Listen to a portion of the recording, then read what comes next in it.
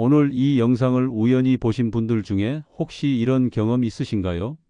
밤에 잠든 지 얼마 안 된 것 같은데 어느새 눈이 떠지고 시계를 보면 새벽 2시나 3시쯤 되어 있는 경우 말입니다. 다시 잠들려고 눈을 감아보지만 아랫배가 묘하게 불편해서 결국 화장실로 향하게 되고 그렇게 한 번, 두 번, 어떤 날은 3번씩 깨다 보면 아침이 되기도 하죠. 아침에 일어나면 분명 오래 누워 있었는데도 개운하지 않고 머리는 멍하고 하루가 시작되기도 전에 이미 지쳐 있는 느낌이 드셨던 적은 없으신가요? 많은 분들이 이런 상황을 나이가 드니 어쩔 수 없다고 생각하시는데요. 정말 그럴까요? 안녕하세요. 더 건강한 내일을 함께 만들어가는 수라이프입니다. 시니어 여러분의 식단부터 생활 습관, 몸과 마음 관리까지 한 곳에서 정리해 드리고 있는데요. 이런 정보들이 도움이 되신다면 구독과 좋아요, 알림 설정으로 함께 해주시면 큰 힘이 됩니다. 자, 이제 본격적으로 이야기를 이어가 보겠습니다. 우리는 흔히 밤에 화장실을 자주 가는 일을 그저 불편한 생활 문제 정도로 여기곤 합니다.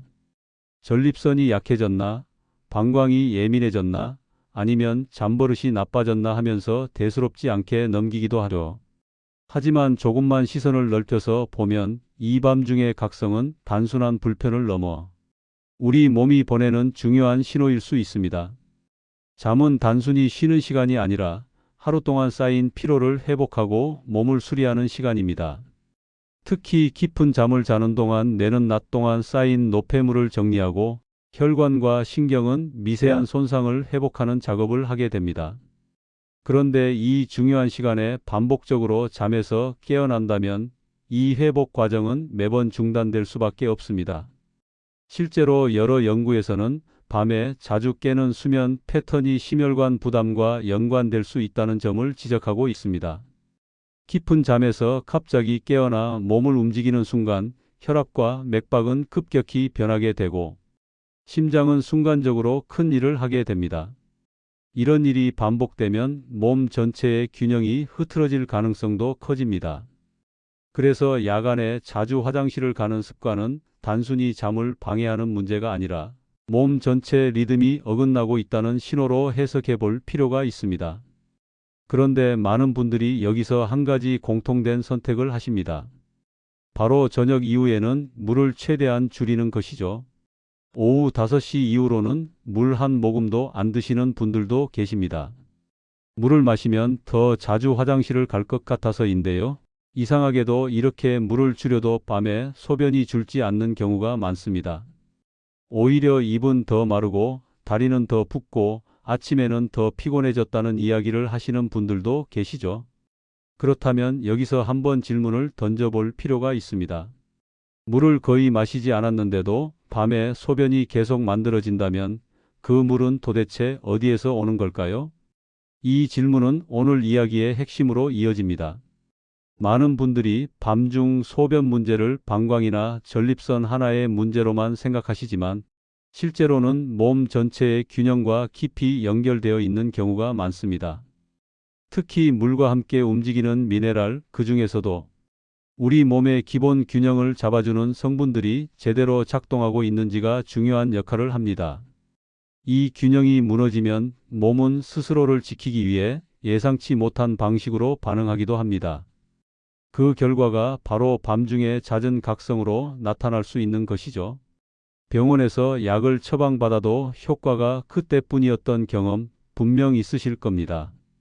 약을 먹을 때는 조금 나아지는 것 같다가도 며칠 지나면 다시 예전으로 돌아가는 경우 말입니다. 이럴 때 많은 분들이 실망하시거나 이제는 방법이 없다고 체념하시기도 합니다. 하지만 이 현상은 반드시 약이 잘못됐다는 뜻도 몸이 더 나빠졌다는 의미도 아닐 수 있습니다.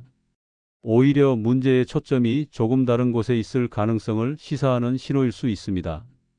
오늘 이 영상에서는 밤에 자주 깨는 현상을 단순한 노화나 특정 장기의 문제로만 보지 않고 몸 전체의 균형이라는 관점에서 차근차근 살펴보려고 합니다. 아직은 구체적인 방법이나 해결책을 말씀드릴 단계는 아닙니다. 지금은 왜 이 문제가 중요하고 왜 그냥 넘기면 안 되는지를 먼저 이해하는 시간이 필요합니다. 이 흐름을 충분히 이해하셔야 이후에 나오는 이야기들이 억지스럽지 않고 내 몸에 맞는 선택으로 이어질 수 있기 때문입니다. 혹시 지금 이 영상을 보시면서 고개를 끄덕이고 계신가요? 아니면 여전히 나이 들면 다 그렇지라는 생각이 드시나요? 어느 쪽이든 괜찮습니다. 중요한 건 오늘 이 이야기가 여러분의 몸을 다시 한번 돌아보는 계기가 되는 것입니다. 밤마다 반복되는 작은 불편이 사실은 우리 몸이 보내는 꽤 정직한 메시지일 수 있다는 점, 이 한 가지만이라도 마음에 남겨두셨으면 좋겠습니다. 다음 이야기에서는 이 현상이 몸 안에서 어떤 원리로 나타나는지 조금 더 깊이 들여다보도록 하겠습니다. 우리가 앞에서 이야기한 밤중에 반복해서 잠에서 깨는 현상은 단순히 방광이 예민해졌다는 말로는 설명이 다 되지 않습니다. 조금만 더 깊이 들어가 보면 이 문제는 몸 전체의 균형 시스템과 연결되어 있다는 것을 알 수 있습니다. 우리 몸은 하루 종일 들어오고 나가는 물의 양을 아주 정교하게 조절하면서 살아갑니다. 물을 많이 마시면 소변으로 내보내고 부족하면 최대한 붙잡아 두는 식이죠. 이 조절을 담당하는 핵심 장치가 바로 뇌와 호르몬, 그리고 혈액 속 성분들입니다. 특히 밤에는 이 조절 시스템이 낮과는 다르게 작동합니다. 우리가 잠들면 몸은 에너지를 아끼고 회복에 집중해야 하기 때문에 소변 생성을 최소화하는 방향으로 움직입니다. 이때 중요한 역할을 하는 것이 바로 항이뇨 호르몬이라고 불리는 물질입니다. 이름이 조금 어렵게 느껴질 수 있지만 쉽게 말하면 밤에 소변이 너무 많이 만들어지지 않도록 브레이크를 걸어주는 역할을 하는 호르몬이라고 생각하시면 됩니다. 젊고 건강할 때는 밤이 되면 이 호르몬이 자연스럽게 분비되어서 방광에 어느 정도 소변이 차도 뇌가 깊은 잠을 유지하도록 도와줍니다. 그런데 나이가 들수록 이 시스템이 예전 같지 않다고 느끼는 분들이 많습니다. 많은 분들이 이를 당연한 노화 현상이라고 생각하시지만 실제로는 조금 다른 시각에서 볼 필요가 있습니다. 이 호르몬의 분비는 단순히 나이만으로 결정되는 것이 아니라 우리 몸의 환경, 특히 혈액의 상태와 밀접하게 연관되어 있기 때문입니다. 다시 말해, 몸이 지금 어떤 균형 상태에 놓여 있는지가 매우 중요합니다. 여기서 하나 짚고 넘어가야 할 개념이 있습니다. 바로 혈액의 농도입니다. 우리 몸의 피는 그냥 맹물이 아닙니다. 적당한 농도를 유지해야 혈관 안에 안정적으로 머물 수 있고 세포에 필요한 물과 영양분을 제대로 전달할 수 있습니다. 이 농도를 유지하는 데 중요한 역할을 하는 것이 바로 나트륨을 비롯한 미네랄 성분들입니다. 흔히 소금이라고 부르는 성분이 여기에 해당하죠. 이 농도가 너무 옅어지면 몸은 이를 위기 상황으로 인식하고 균형을 맞추기 위해 여러 반응을 일으킵니다. 최근 여러 연구와 임상 현장에서는 과도한 저염식이나 물 섭취 습관이 오히려 몸의 균형을 무너뜨리는 경우도 관찰되고 있습니다. 건강을 위해 짠 음식을 피하고 물을 많이 마시는 것이 항상 나쁜 선택은 아니지만 모든 사람에게 같은 방식이 맞는 것은 아닙니다. 특히 밤에 자주 깨는 분들 중에는 낮 동안 충분히 먹고 마셨음에도 불구하고 몸 안의 미네랄 균형이 흐트러져 있는 경우가 적지 않습니다. 혈액 속의 농도가 옅어지면 어떤 일이 벌어질까요? 우리 몸은 아주 똑똑해서 이 상태를 그대로 두지 않습니다. 혈액의 농도를 다시 맞추기 위해 수분을 밖으로 내보내기 시작합니다. 그 가장 쉬운 배출 경로가 바로 소변입니다.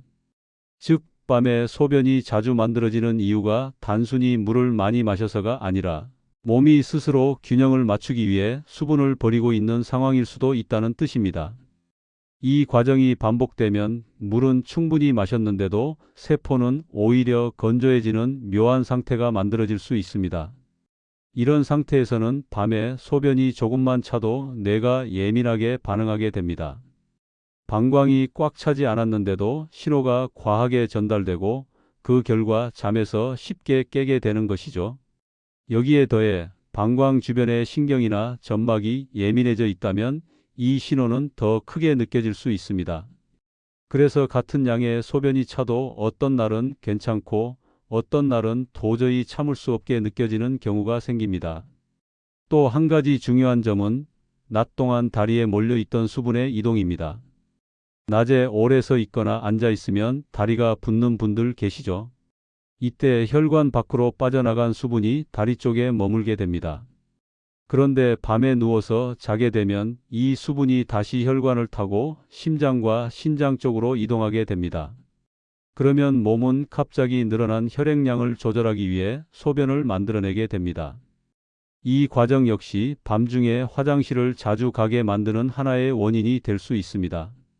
이렇게 살펴보면 밤에 자주 깨는 현상은 방광 하나만의 문제가 아니라 호르몬, 혈액, 미네랄, 그리고 하루 동안의 생활 습관이 모두 얽혀서 만들어지는 결과라는 것을 알 수 있습니다. 그래서 약을 먹을 때만 잠시 나아졌다가 다시 원래대로 돌아오는 경험을 하시는 분들도 많은 것입니다. 문제의 뿌리가 한 곳이 아니라 몸 전체의 균형에 있기 때문이죠. 지금 이 시점에서 중요한 것은 내가 왜 밤에 자주 깨는지에 대한 관점을 바꾸는 것입니다. 단순히 참아야 할 불편함이나 어쩔 수 없는 노화 현상이 아니라 몸이 보내는 신호로 바라보는 것이죠.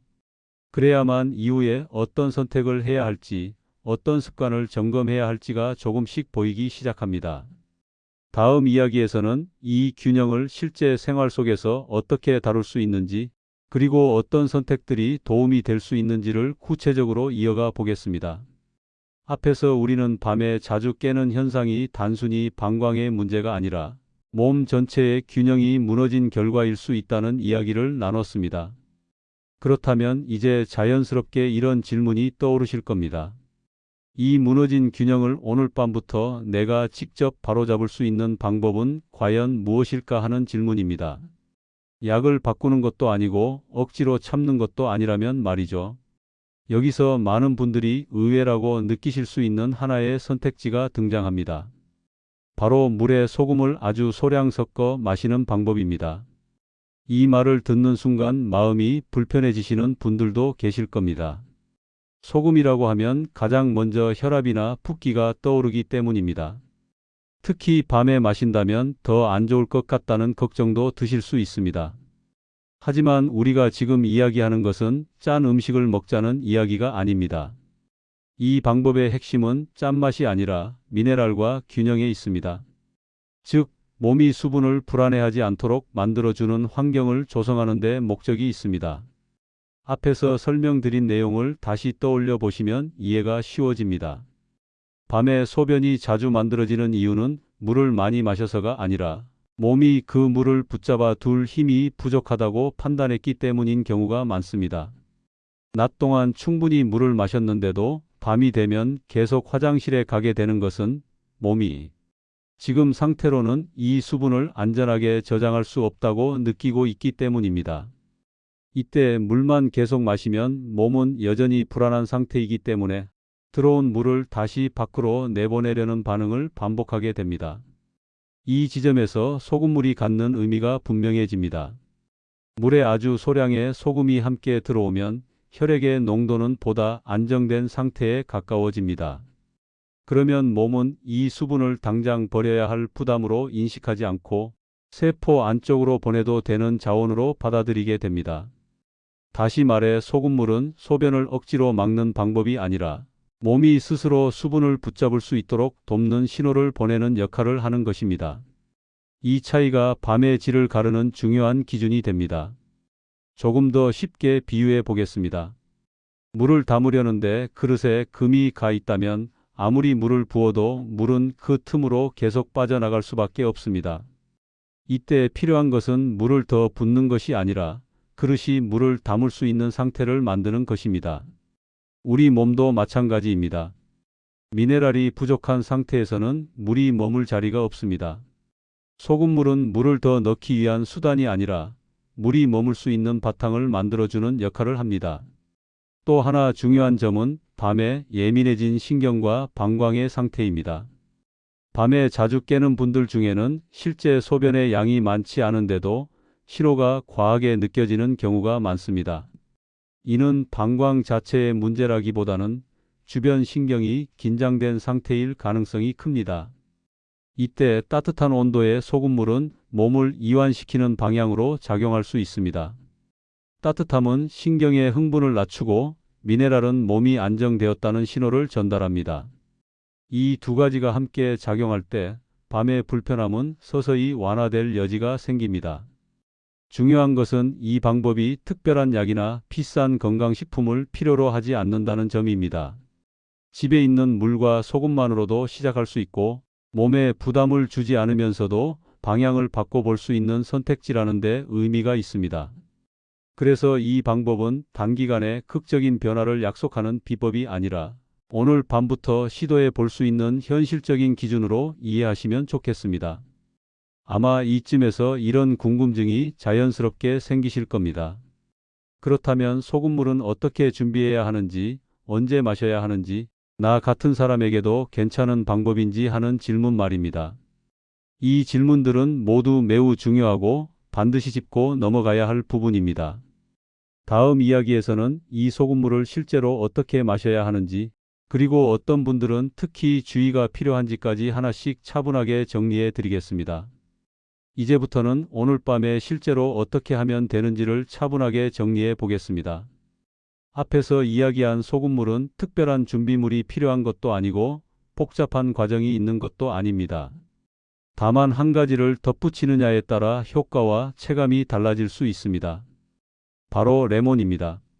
오늘 이야기의 핵심은 단순히 소금물만 마시자는 것이 아니라 소금물에 레몬을 더했을 때 왜 몸이 더 안정적으로 반응하는지를 이해하는 데 있습니다. 먼저 물의 온도부터 살펴보겠습니다. 차가운 물은 피하시는 것이 좋습니다. 차가운 자극은 위와 장을 긴장시키고 동시에 방광 주변의 근육도 수축시키는 방향으로 작용할 수 있기 때문입니다. 물은 손으로 잡았을 때 따뜻하다고 느껴질 정도면 충분합니다. 너무 뜨거울 필요는 없고 분명한 온기가 느껴지는 정도가 가장 좋습니다. 이 따뜻함 자체가 이미 몸에 이완 신호를 보내는 역할을 합니다. 그 다음은 소금의 양입니다. 여기서 가장 중요한 기준은 아주 소량입니다. 짠맛이 확실하게 느껴진다면 이미 많은 상태입니다. 한 컵 정도의 물에 손가락으로 집었을 때 살짝 묻어 나오는 정도면 충분합니다. 물에 섞었을 때 짠맛이 거의 느껴지지 않거나 느껴질 듯 말 듯한 상태가 적당합니다. 이 소금은 맛을 내기 위한 것이 아니라 몸이 수분을 불안해하지 않도록 도와주는 역할만 하면 됩니다.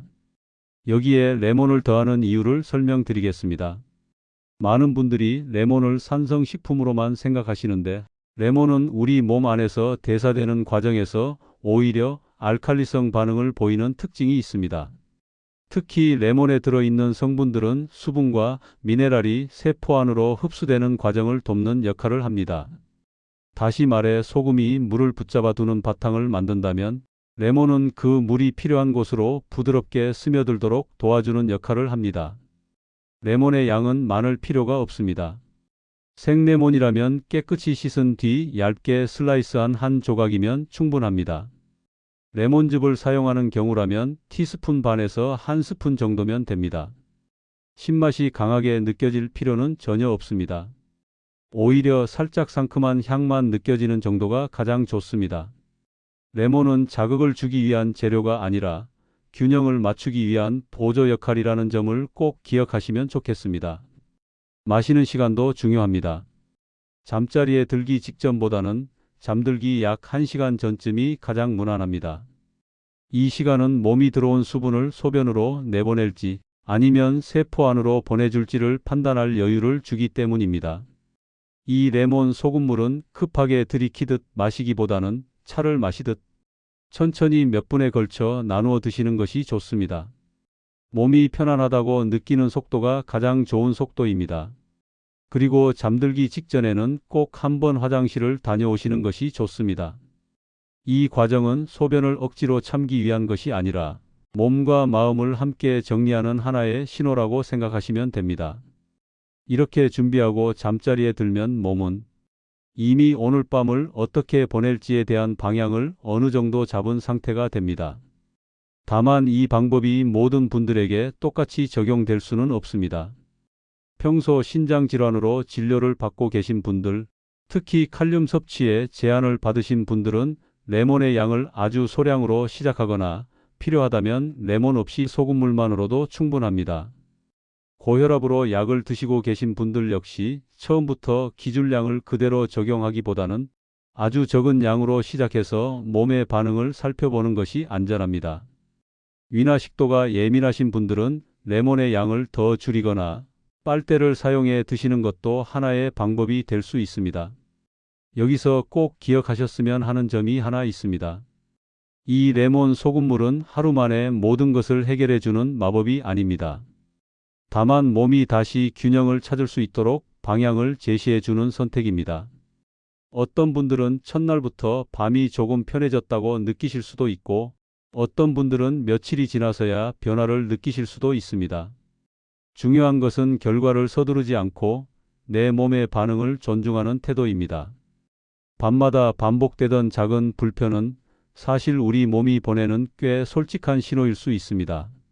그 신호를 억지로 눌러버리기보다는 왜 그런 신호가 나왔는지를 이해하고 방향을 조금만 바꿔주는 것, 그것이 더 오래가는 건강의 길일지도 모릅니다. 오늘 밤은 어제보다 덜 깨는 밤이 되기를, 그리고 아침에는 어제보다 조금 더 가벼운 몸으로 하루를 시작하시기를 진심으로 바랍니다. 이런 건강 이야기가 여러분께 도움이 되셨다면 구독과 좋아요로 함께해 주세요.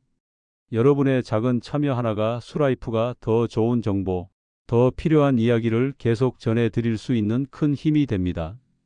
댓글로 여러분의 변화나 궁금한 점을 남겨주셔도 좋습니다. 여러분의 경험이 또 다른 누군가에게는 큰 용기가 될 수 있으니까요. 수라이프는 앞으로도 병원에서는 쉽게 듣기 어려운 하지만 일상에서는 꼭 필요한 건강 이야기를 계속해서 전해드리겠습니다. 오늘 밤 여러분의 편안한 잠을 진심으로 응원합니다.